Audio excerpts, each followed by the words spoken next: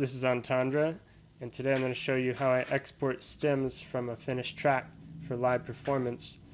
So as you can see, I have three different categories here. I have the red, which is my rhythmic stuff, and I have the bass in yellow and the melodics in green.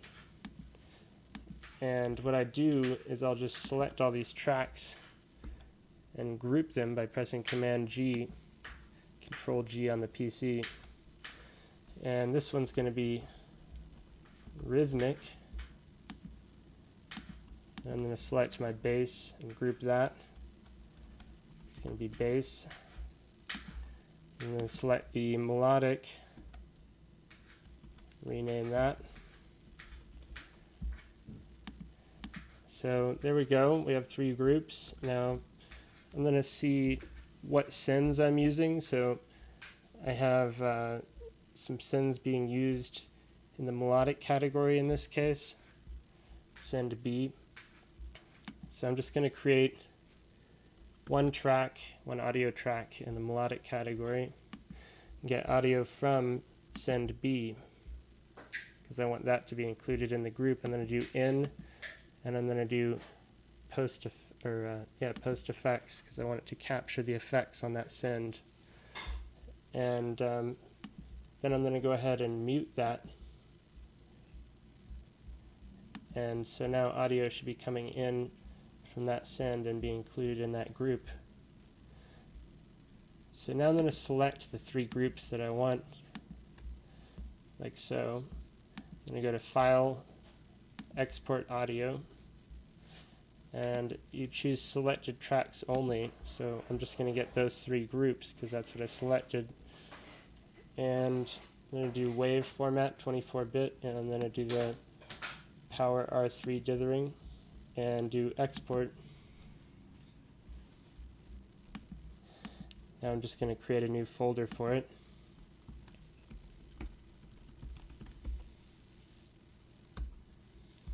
And just hit save. And that should render out the three stems. I'm going to meet you in part 2, where we'll go over how to warp those stems to the beat in Ableton and then slice them up for live performance.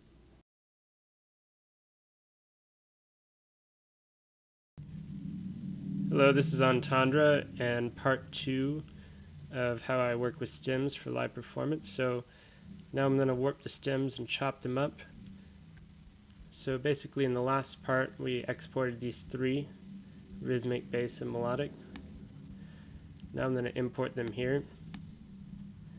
I'm going to put them on the appropriate tracks. So rhythmic, bass, and melodic. And so now I'm going to go ahead and bring them into arrangement view. I'm going to select them, holding shift, click and drag, press tab, and now I can drop them here. I'm also going to right click and I'm going to go to activate clips. So now I'm going to go check these out. I'm going to unwarp them, change the BPM to 72.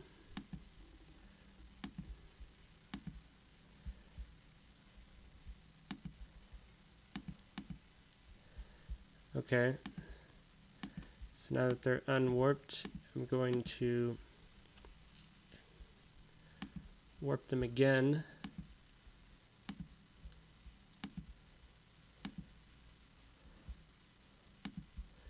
I'm going to make sure that the first marker is at the beginning of the recording.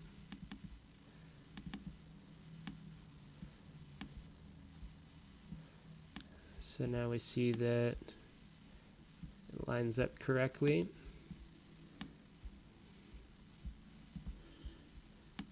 Now we're going to go to the next track, do the same thing.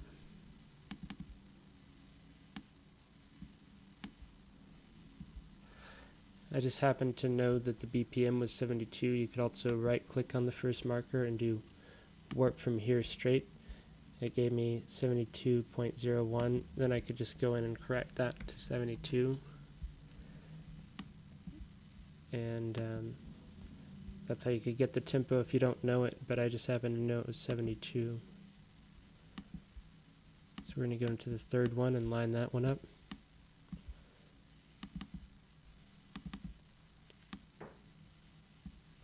Now if we play them together, it sounds like this.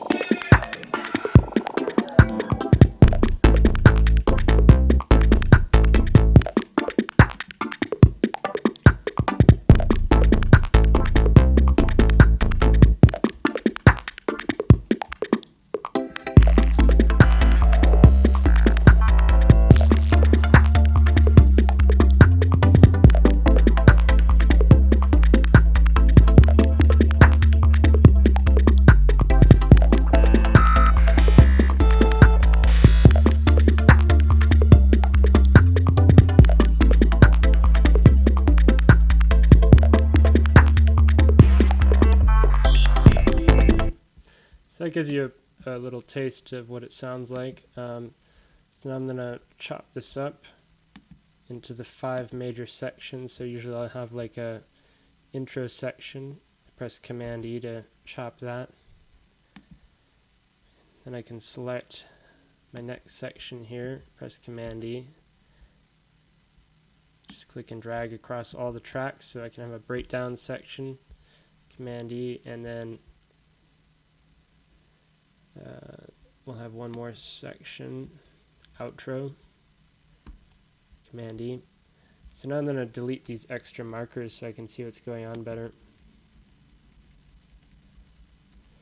Okay, so now we have 1, 2, 3, 4, 5, which I like to chop my stems into 5 major sections because it lines up nicely on the grid for the APC because you can see 5 at once. So then basically what I'll do is come over here into my Toon Packs folder and I'll drag all of these. Well, first I'll drag it over to Session View and then I'll select them all and drag it over here and then I'll name it. And usually I put the key using the Camelot key code and then the tempo and then the name of the track. But I have to go look up that info for this track. But yeah, that's about all there is to it. Then you can drag in one of these Toon Packs and it's got your grid with the 5 tracks. One last thing is when I'm playing live, I set the tracks to use follow actions. So I can show how to do that in part 3. Hello, I'm Entendre and this is part 3. What I'm going to do is rename these tracks because now I know that they're 8A 72 BPM. So if I copy that section, I'm in the rename mode, so now if I press down, it stays in rename. I press to the left, and then I can do Command V to paste. Then I press down, left, Command V, down, left, Command V, down, left, Command V. And it just renames them all. That's a nice shortcut. You can practice it and get really fast.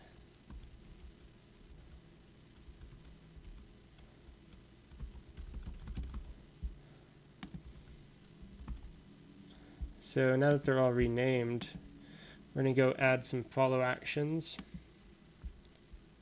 So basically I'm going to play this scene and I'm going to figure out how many bars it is. It looks like it's 8 bars, but we're just going to check that. 3, 4, 1, 2. So it's 2 bars, and then we have 3, 4, and so yeah, it looks like 8 bars. So I'm going to select these 3 clips here, and I'm going to set them to 8 bars right here in the follow action area, and then I'm going to set them to next. So after 8 bars, we're going to go to the next track. So now if I play that, we'll see it in action.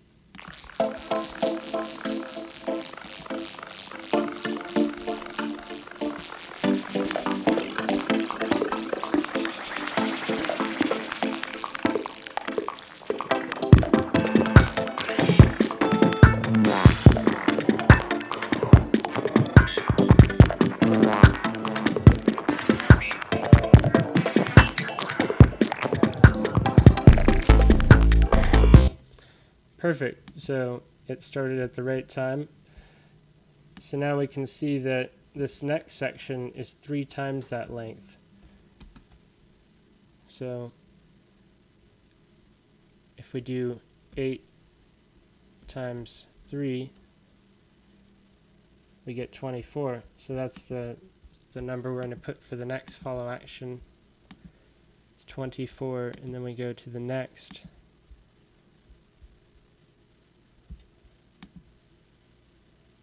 And it looks like the same thing on the next section, so we select these 3, choose 24, and then do next.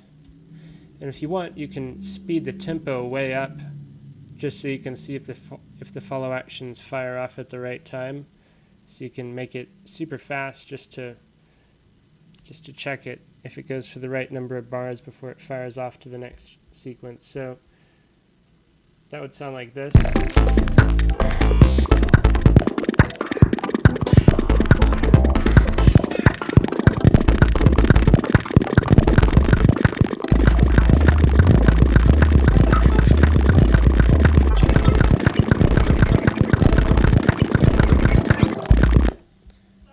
So it did. It fired off to the next sequence at the right time. And that's just a fast way to check it. It doesn't sound great, but it's a technique I use. So then in this next section, we can select the next 3. It looks like it's the same length, 24 bars, before it should go to the next. And then when it gets to the very last section, instead of having it go to the next sequence, because there is no next sequence, I usually I drag over these loop markers, and I find a nice section towards the end that I can actually loop.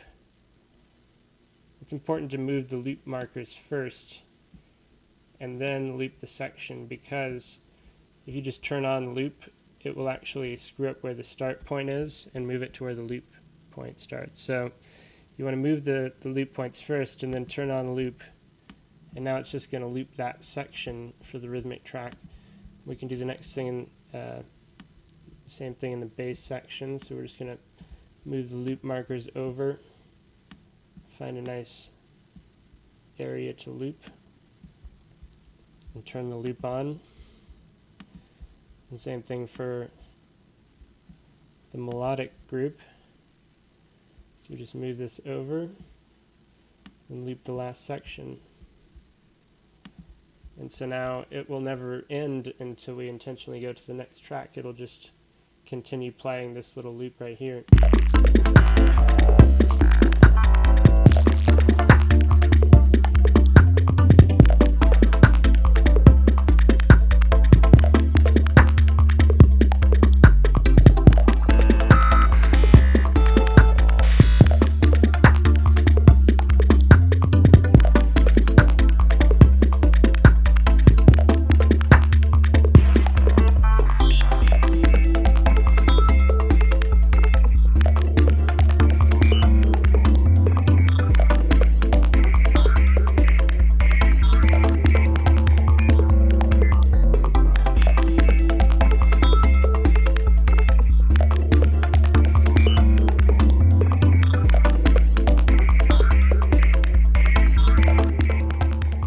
yeah, you can hear that that's looping in a good spot. And so yeah, that's basically it. Then what I would do is drag it back into the tune pack section. I'm going to copy the name of this first one. I'm going to drag it back over here and paste in that name, delete the last part. And so now we have the key of the song, the tempo, and then the song name. You save it and delete the previous tune pack because we don't need that anymore. That was just for backup purposes. And you're good to go. Now you can just drag that tune pack in to your live performance template and fire off the scenes.